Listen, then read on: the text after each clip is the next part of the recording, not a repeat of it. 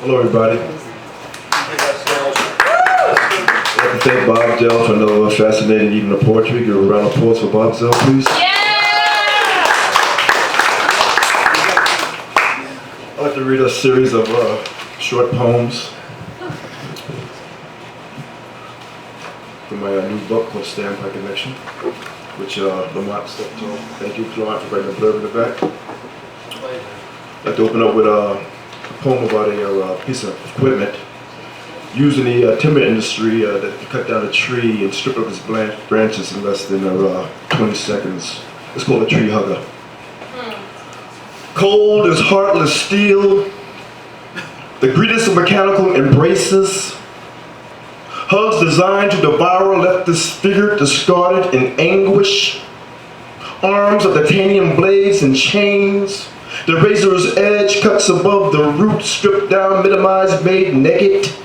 Am I beside such industry? By no means I am not, but this I must say in protest is insane.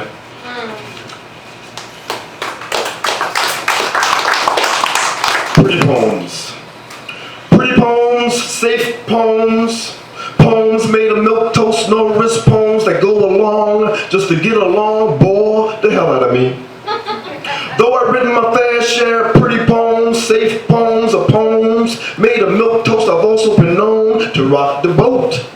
Peer pressure, popular thought, groupthink mentality, by way of political correctness, by way of poetry, be damned.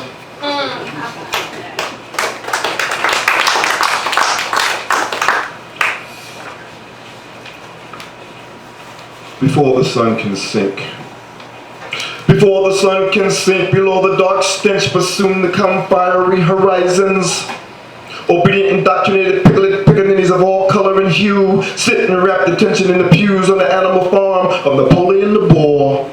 The smuggler he'll listen in disbelief behind the podium of a bloodless coup. His minions squeal, faint and swoon, and attempt to sing in the pain of what they know not. Off-key, some in unison of hymn and praise, and yet, in the words of an old but effective Negro spiritual of long ago, for whence I will recall, and they sang, free at last, thank God Almighty, we are free at last. Millennius apocalyptus upon us as Venus rises. Millennius apocalyptus sneers down from the top. The poles of the Italian work well, so he strikes and scamper they must towards the mush-filled governmental troughs. Snouts until the slop he's repulsed but blots it out. Whispers towards the wife seated at his side. Honey, it is done. Unbelievable, but we did it. Tremendously, yet we did it. Then she stands in the moon, it also rises. As all are equal now, equal under statute now, equal unto misery now. Thank you. Here's a poem about recent events, recent terrible events. It's called Paris, the City of Lights. This is part one. Paris, the City of Lights. This is part one, 11/13/15. Once again, Paris is under attack. The blood-stained sheets lines the streets whilst Bubis Americanus reclines across the nachoed, the retoed, the cheese-curled, potato-toed, chipped-infested couch.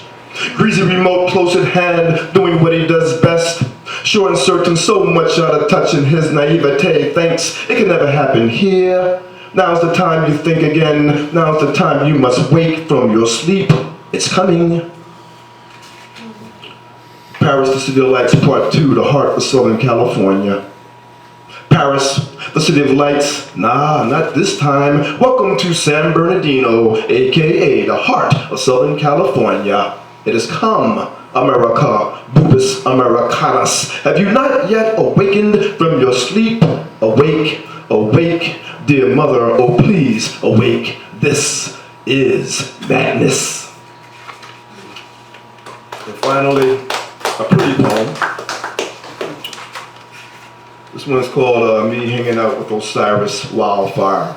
Happens to be a street musician who I met last year. Me hanging out with Osiris Wildfire. I watched and I judged strutting women as I listened. The streets of him singing an extraordinary rendition. A personable yet notable lucid characterization, improvisational interpretation of my poem. A block he sang of the prodigious Bob Dylan, a bit of the incomparable Rest in Peace Richie Havens, Osiris, an amazing songwriter, improviser, a balladeer, and more than capable accompanist.